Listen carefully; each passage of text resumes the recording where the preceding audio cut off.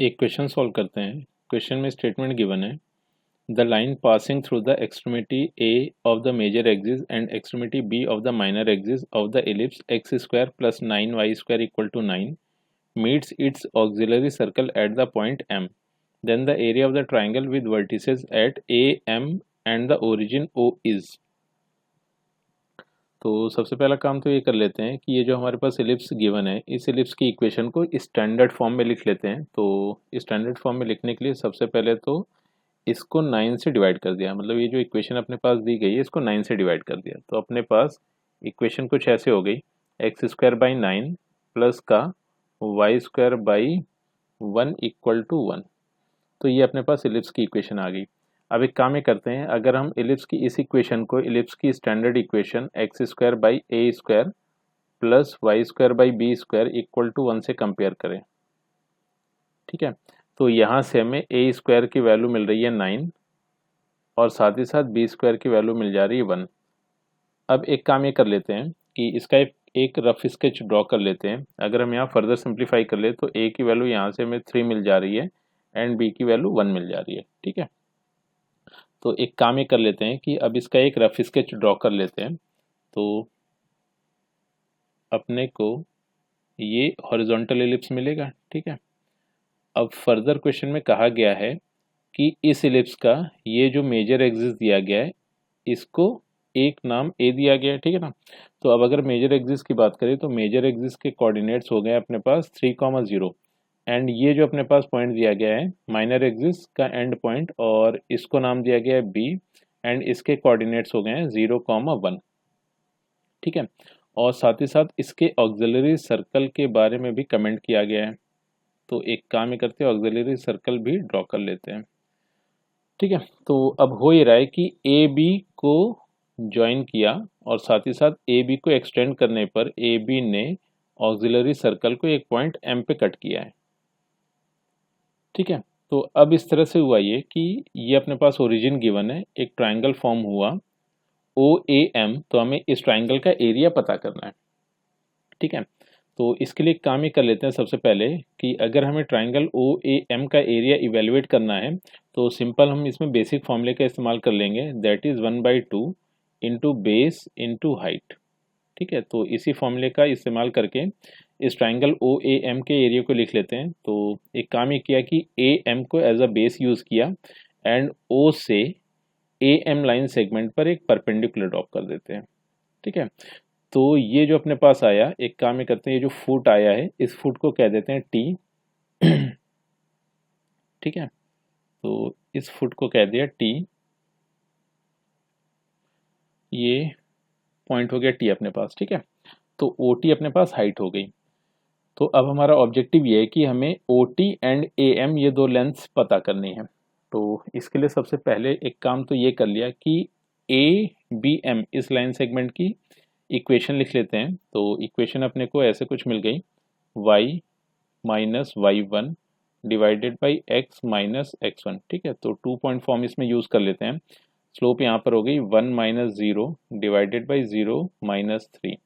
तो further simplify करें तो ये अपने को कुछ ऐसे मिल गई है, 3y इक्वल टू माइनस का ये अपने को मिल जाएगा 3y माइनस 3, ठीक है।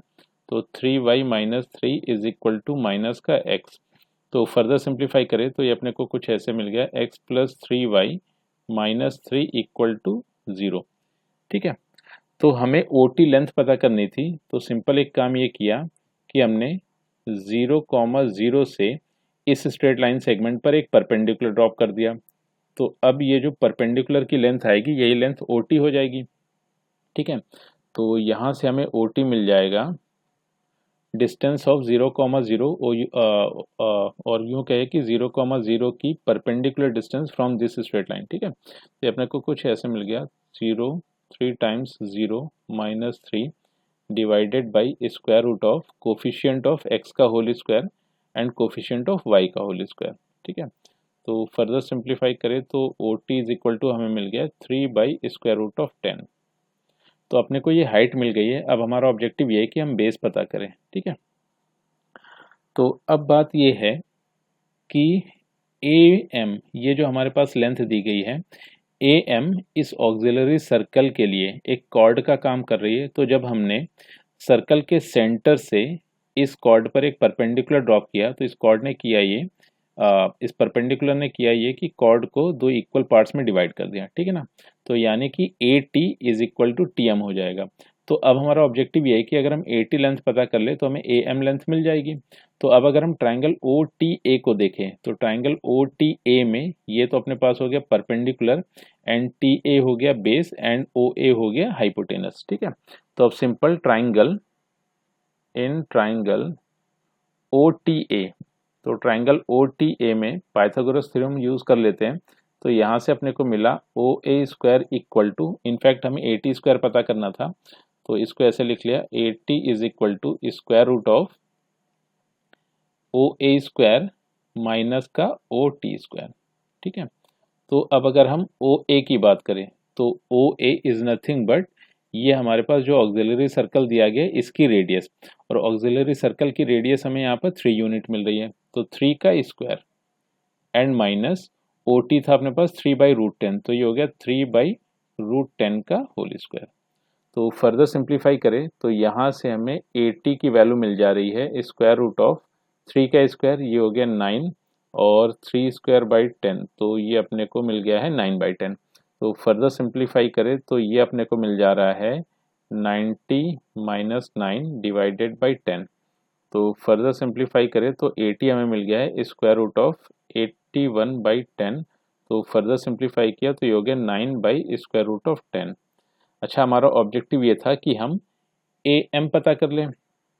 तो A M is nothing but twice of 80, तो ये अपने को मिल गया है 18/√10।